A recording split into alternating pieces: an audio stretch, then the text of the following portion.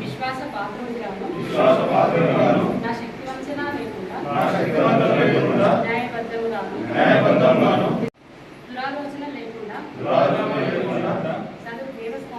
సద్దేవస్థానము అభివృద్ధికై కృషి చేయుతున్నది నేను ధర్మకర్తగా నాకు తెలిసినటువంటి లేక ఆమోదము చేయబడిన ఏ విషయము గాని ధర్మకర్తగా నా విధి నిర్వహణలో అవసరమని తోచితే తప్ప ఏ వ్యక్తికి గాని లేక వ్యక్తులకు గాని పరోక్షముగా గాని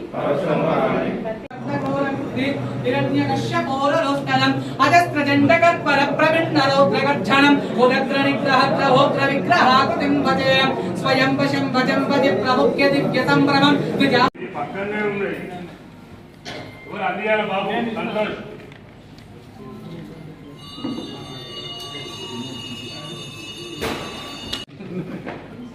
దండ దండ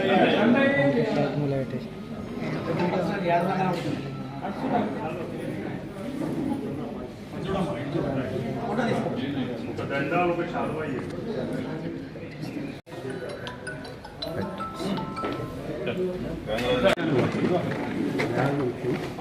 మా లక్ష్మి ప్రసాదాలు పంపింది ఫస్ట్ ప్రసాదాలు చాయ్ తర్వాత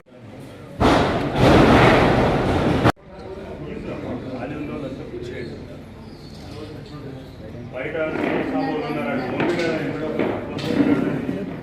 సంతోష్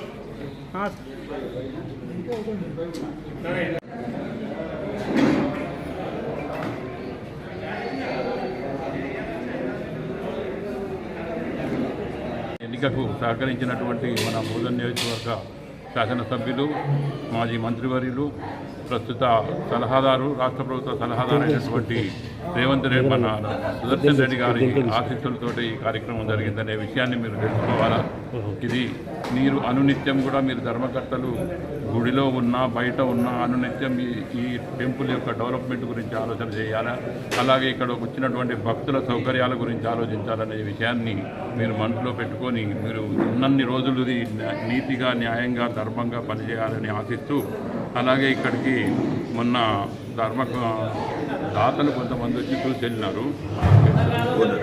కోనేరు అభివృద్ధి కొరకు అష్టముఖి కోనేరు అభివృద్ధి కొరకు దాతలు వచ్చి చూసి వెళ్ళారు. తర్వాత ఆర్కిటెక్చర్ కూడా పంపారు. త్వరలోనే ఆ కార్యక్రమం కూడా వాళ్ళు చేస్తారు.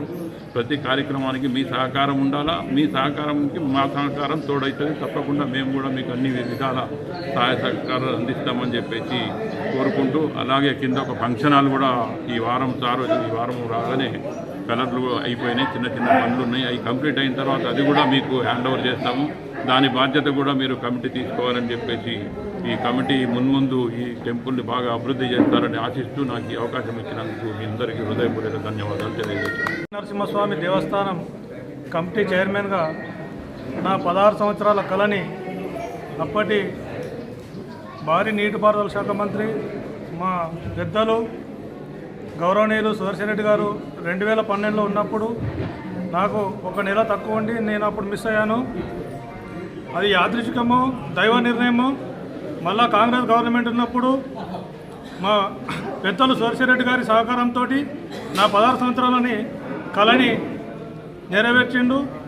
నా ఇష్టదైవమైన లక్ష్మీనరసింహస్వామికి సేవ చేసుకునే భాగ్యం కల్పించిన మా ఎమ్మెల్యే సార్కు నేను పాదాభివందనలు తెలియజేస్తూ, ఏదో చైర్మన్ అయినా కాకుండా నాకు ఈ అవకాశం కల్పించిన పెద్దలు రామ్మోహన్ అన్నగారికి, పులిసీన్ అన్నగారికి, ముఖ్యంగా జాన్కంపేట్ గ్రామ కాంగ్రెస్ పార్టీ మరియు నా వెన్నంటే నిలిచి ముస్లిం వ్యక్తి అయినా కానీ, అంటే చెప్పొచ్చో చెప్పరా కానీ నాకు తమ్ముడు కంటే ఎక్కువ అయిన నా తాయర్గాడు మరియు సాకల్ లక్ష్మణ్, ఎంబ మోహన్, జింకలింగం, జాన్కంపేట్ కాంగ్రెస్ పార్టీ అందరూ పేరు పేరున ధన్యవాదాలు. మరియు గ్రామ పార్టీ అధ్యక్షులు కిషోర్ గారికి, అలాగే ఏదో చైర్మన్ అని కాకుండా నాకు రామ్మోహన్ అన్న గారు, సీనన్న గారు, ఎందుకంటే ప్రతి చిన్న విషయం మేము సార్ గారి దృష్టికి తీసుకెళ్ళలేము కాబట్టి నాకు అన్నలు ఇద్దరు నా వెన్నంట ఉండి ఇక్కడ చాలా డెవలప్మెంట్ కార్యక్రమాలు ఉన్నాయి.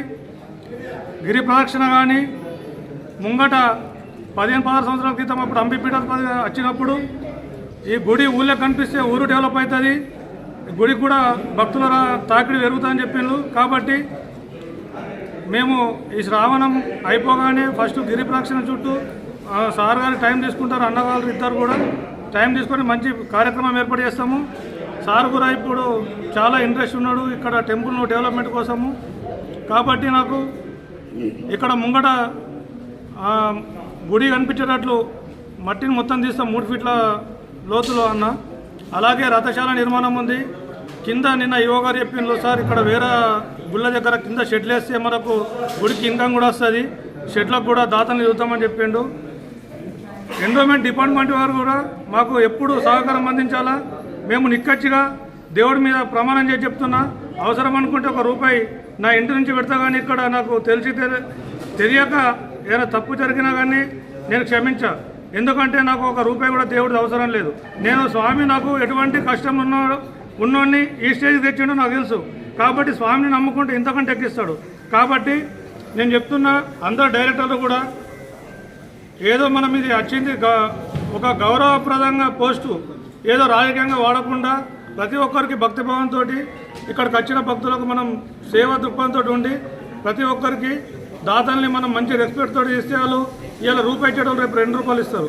కాబట్టి ప్రతి ఒక్కరూ ఇక్కడికి వచ్చిన మీడియా మిత్రులు కానీ మీడియా మిత్రుల సహకారం కూడా ఎల్లప్పుడూ ఉండాలి. అలాగే పోలీస్ సిబ్బంది కానీ రెవెన్యూ శాఖ సిబ్బంది కానీ అలాగే జాన్కంపేటలో ఇనాం భూములు ఉన్నాయి, అది కబ్జా గురైంది. దీని తర్వాత మేము రామవరణతో సీనియర్తో డిస్కషన్ చేసి దాన్ని ఎట్లా తీద్దాం, రెవెన్యూ శాఖ వాళ్ళ సహకారం పోలీస్ వాళ్ళ సహకారంతో తీసుకొని డిస్కషన్ చేసి ఆ డిపార్ట్మెంట్ పరంగా కూడా అవి బయటకు తీస్తాము.